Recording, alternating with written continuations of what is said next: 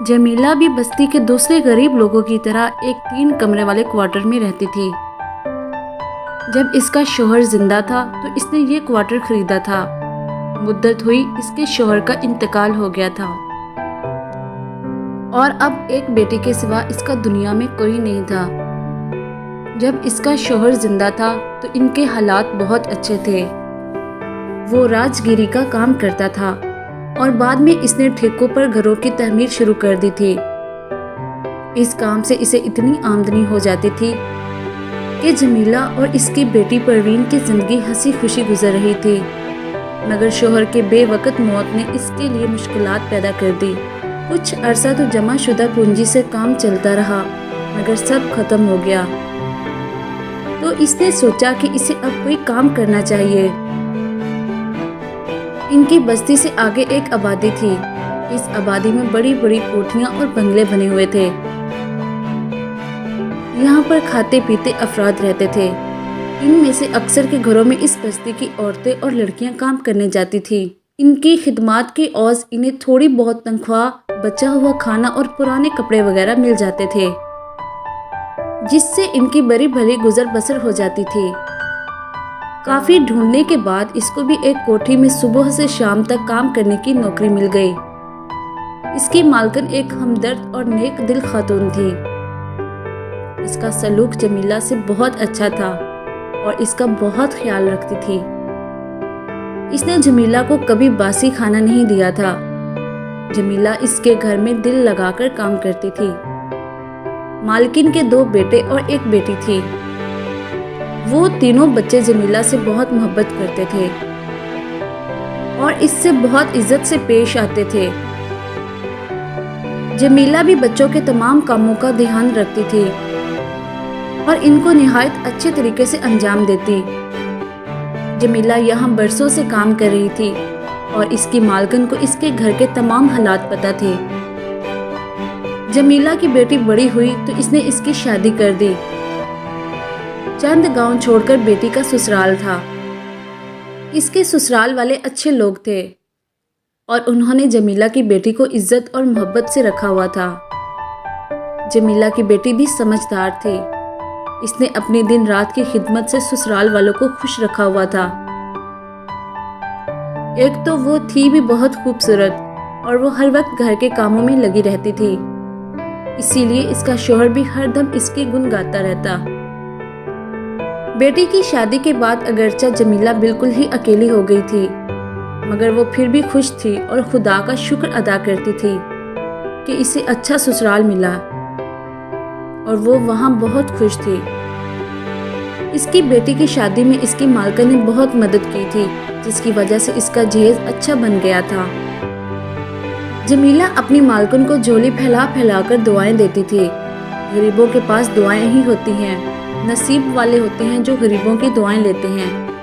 جمیلہ کی مالکن دوسرے غریبوں کی مدد بھی کرتی تھی، ان کو کھانا کھلاتی، پرانے کپڑے اور جوتے دے کر پلاسٹک کے برتن نہیں لیتی تھی، بلکہ ان چیزوں کو ضرورت مندوں میں بانٹ دیتی تھی۔ سردیاں شروع ہونے سے پہلے وہ پرانے کمبل اور سویٹر وغیرہ بھی بستی کے غریب لوگوں میں تقسیم کر دیتی تھی۔ اسے جانے کس کی دعا لگی کہ اس کا حج کا بلاوا آ گیا۔ وہ اپنے شوہر کے ساتھ اس مبارک سفر کی تیاریوں میں مصروف ہو گئی۔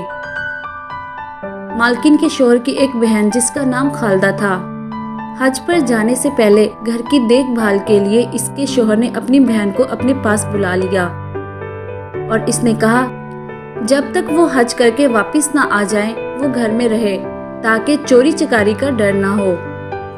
خالدہ ایک عجیب مزاج کی اور سخت طبیعت کی مالک تھی۔ ادھر جمیلہ کی مالکن گھر سے گئی، ادھر سے اس نے جمیلہ کو نوکری سے نکال دیا۔ اس کی وجہ یہ تھی کہ وہ اپنی خادمہ کو اپنے ساتھ لائی تھی۔ جمیلہ نے جب اس پر احتجاج کیا تو خالدہ نے چیخ چیخ کر محلے والوں کو اکٹھا کر لیا اور اس کی بہت بےعزتی کی۔ اس نے کہا میری مرضی، جس کو چاہوں رکھوں اور جس کو چاہوں نکالوں۔ جمیلہ نے آخری کوشش کے طور پر درخواست کی کہ وہ اس کی مالکن کو فون کر کے اس بات کی اطلاع کر دے، تو وہ مزید غصے میں آ گئی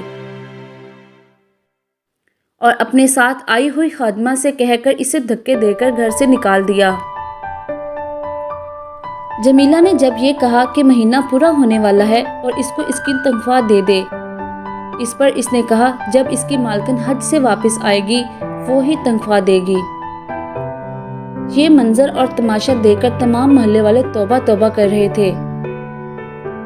خالدہ کی غرور بھری باتیں اور جمیلہ جیسی غریب نوکرانی سے اس حد تک برا رویہ کسی کو پسند نہیں آیا تھا۔ مالکن کے تینوں بچوں نے بھی اس بات پر احتجاج کیا، مگر خالدہ نے انہیں ڈانٹ کر گھر میں بھیج دیا۔ انہیں جمیلہ بوا کے اس طرح نکالے جانے پر بہت رنج تھا، مگر وہ بچے تھے، کیا کر سکتے تھے؟ روتے دھوتے اندر چلے گئے۔ اس بےعزتی اور نوکری سے جواب مل جانے کی وجہ سے جمیلہ بہت پریشان ہو گئی تھی۔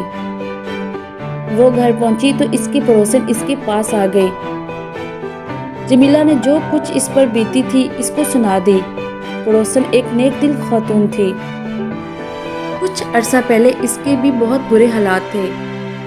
اس کا میاں محنت مزدوری کر کے گھر چلاتا تھا۔ اسے کبھی مزدوری مل جاتی اور کبھی نہ ملتی۔ بڑی پریشانی میں زندگی گزر رہی تھی کہ اچانک ایک تیل کی کمپنی والے اسے اپنے ساتھ باہر لے گئے۔ وہ ایک محنتی اور ایماندار شخص تھا۔ اس نے وہاں اپنے کام کی وجہ سے اپنے سپروائزروں کی نظروں میں ایک مقام بنا لیا تھا۔ اس کی تنخواہ بھی اچھی تھی، جس کی وجہ سے ان کے دن پھر گئے۔ اس کے 2 بچے تھے جو اسکول پڑھنے جاتے تھے۔ جمیلہ کی کہانی سن کر پڑوسن کو بہت افسوس ہوا۔ تھوڑی دیر بعد وہ بولی، میں تمہیں یہ بتانے کے لیے آئی تھی کہ تمہاری بیٹی کے گاؤں سے ایک آدمی آیا تھا۔ وہ یہ پیغام دے کر گیا ہے کہ وہ اپنے شوہر کے ساتھ جمعے کو تمہارے گھر میں تم سے ملنے آئے گی۔ ان برے حالات میں یہ خوشی کی خبر جمیلہ پر بجلی بن کر گر پڑی تھی۔ اس کے پاس تو اتنے پیسے بھی نہیں تھے کہ وہ بیٹی اور داماد کی ٹھیک طرح سے مہمانداری کر سکے۔ اگر خالدہ اس کو تنخواہ کے پیسے دے دیتی تو پھر فکر کی کوئی بات نہیں تھی۔ وہ بیٹی اور داماد کی اچھی مہمانداری کر سکتی تھی، مگر اب اس کے پاس کچھ بھی نہیں تھا۔ اس کی پریشانی بھانپ کر اس کی پڑوسن نے کہا، بہن فکر نہ کرو، تمہاری بیٹی اور داماد کا معاملہ ہے، مجھ سے کچھ پیسے لے کر کام چلاؤ، جب سہولت ہو واپس کر دینا۔ جمیلہ نے اس کا شکریہ ادا کیا، کہا کہ اگر ضرورت ہوگی تو وہ اسے ضرور کہہ دے گی۔ اس کی پڑوسن سمجھ گئی کہ وہ ادھار لیتے ہوئے جھجک رہی ہے۔ وہ ہنس کر بولی، ٹھیک ہے، اب کل سے تم کام پر جاؤ گی نہیں تو کیوں نہ تم میرا ہی کام کر دو۔ میرا شوہر عید کی چھٹیوں پر گھر آنے والا ہے، میں چاہتی ہوں کہ گھر میں رنگ روگن کروا لوں۔ یہی کام میں کسی دوسرے سے کرواؤں گی تو کیوں نہ تم ہی کر دو۔ تمہیں بھی کچھ پیسے مل جائیں گے اور میرا کام بھی اچھا ہو جائے گا۔ یہ تجویز اچھی تھی، اسی لیے جمیلہ راضی ہو گئی۔ وہ اس بات پر بھی خوش تھی کہ بیٹی کے آنے پر وہ اس مزدوری سے ملنے والے پیسوں سے اس کی ٹھیک ٹھاک خاطر مدارت کر سکے گی اور کچھ نقد پیسے بھی اسے دے دے گی۔ اگلے روز سے کام شروع ہو گیا۔ پڑوسن کے دونوں بچے اسکول چلے گئے تھے، اسی لیے وہ گھر کو تالا لگا کر جمیلہ کے ساتھ بازار گئی۔ وہاں سے رنگ اور باقی کی ضروری چیزیں لے کر گھر واپس آئی۔ کام تو بہت محنت کا تھا، مگر جمیلہ کو محنت کی برسوں سے عادت تھی۔ پھر سال میں ایک مرتبہ وہ اپنے پورے گھر کو خود ہی رنگ کرتی تھی۔